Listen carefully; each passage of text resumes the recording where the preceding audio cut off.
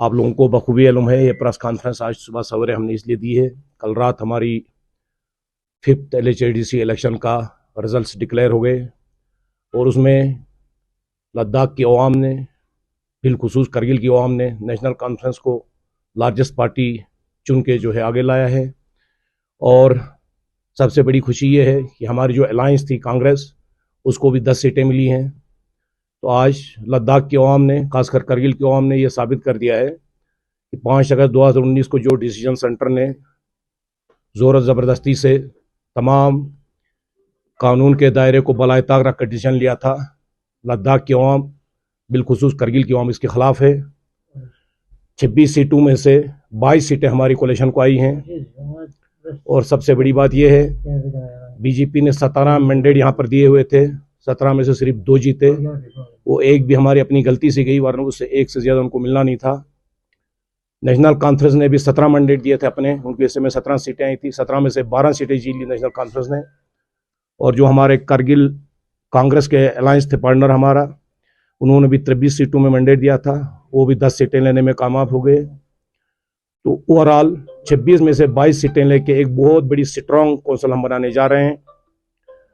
इस मौके पर मैं करगिल की आवाम को, पूरे करगिल के लोगों को, माओं को, बहनों को, जवानों को, बुजुर्गों को नेशनल कॉन्फ्रेंस पार्टी की तरफ से, हाईकमान की तरफ से उनका शुक्रिया अदा करता हूं कि इन्होंने ये साबित कर दिया पूरे हिंदुस्तान के सामने कि 5 अगस्त को जो डिसीजन सेंटर ने लिया था, हमें एक जमहूरियत से निकालकर गुलामी की ज़िंदगी बसर करने के लिए ब्यूरोक्रेसी के अंदर धकेल दिया है।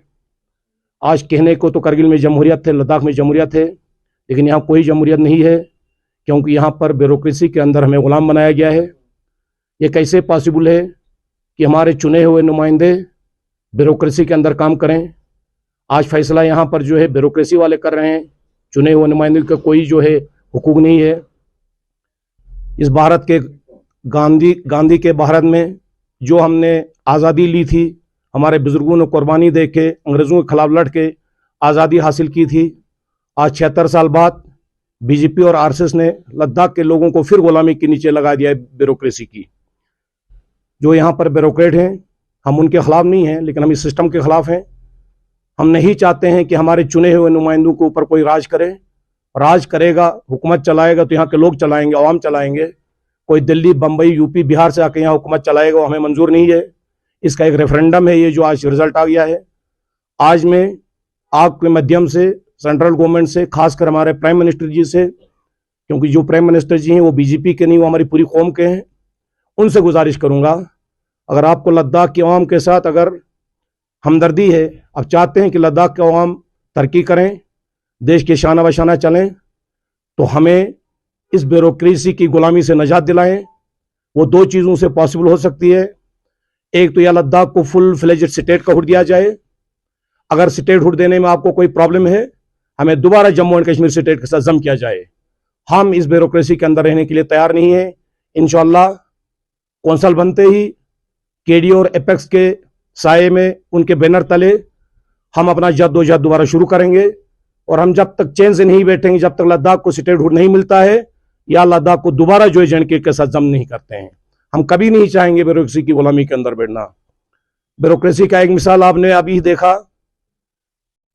ये बड़े ताजुब की बात है, सबसे बड़ी लार्जेस्ट पार्टी को यहां पर जो है झंडा देने से, उसको अपना चुनाव निशान देने पे यहां पर जो है सेंट्रल गवर्नमेंट के इमाम पर, बीजेपी और आरएसएस के इमाम पर यूटी एडमिनिस्ट्रेशन ने क्या से क्या खेल खेला।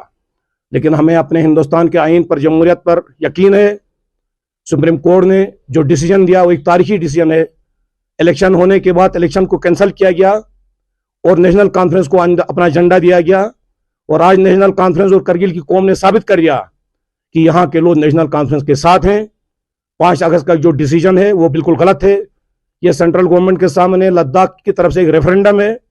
इस रेफरेंडम को सेंट्रल गवर्नमेंट ने अच्छी तरफ से सोचना चाहिए। हालात को खराब होने से पहले, लोग सड़कों पे आने से पहले एपेक्स और केडीए को बुला के इनसे बातचीत कीजिए। करगिल में इंशाअल्लाह हमारी बहुत मेजॉरिटी से हुकूमत बनने वाली है।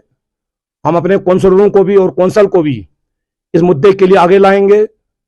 देखिए, तरक्याती कम होते रहेंगे, सीडीएम मिलते रहेगा, लेकिन कौम को एक जहनी गुलाम बनाना ये हमें मंजूर नहीं है।